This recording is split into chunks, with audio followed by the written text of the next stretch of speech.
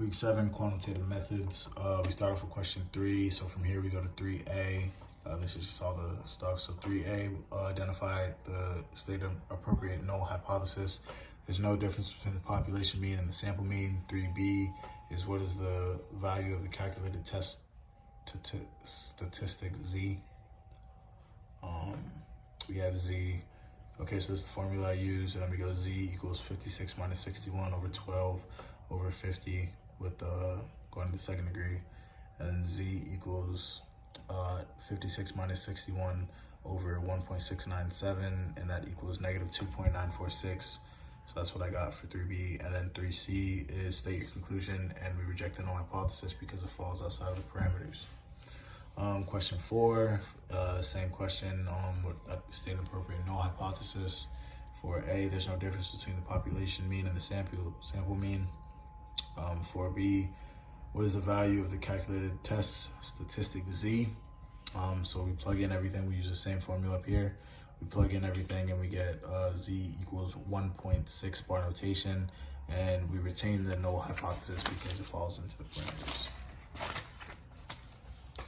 In this one, question 5, there's no difference between the means.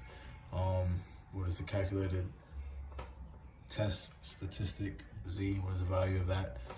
We get 3.3 bar notation. We use the same formula for the last two, and then we plug in everything, do the math, and we get 3.3 bar notation.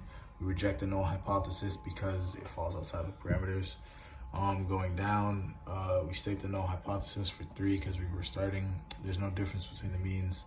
3B, instead of solving for Z, we're now solving for T. So this is the new formula that I used.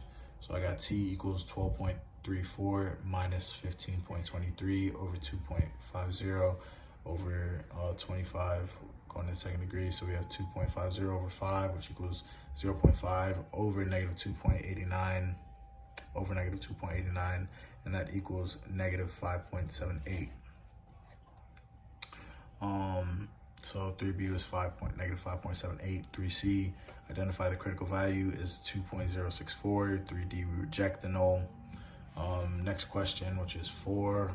For A, there's no difference between the mean. For B, we plug in the same numbers for T because we're solving for T.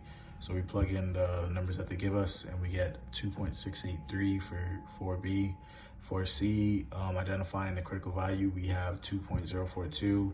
For D, we reject the null hypothesis.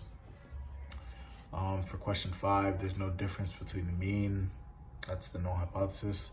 5B, we're solving for T again. Just like the last two questions, we use the same formula. So plugging in everything, we get a negative 1.479.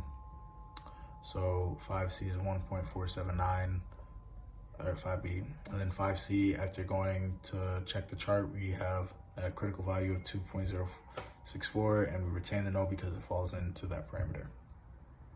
So that's the work. Yeah.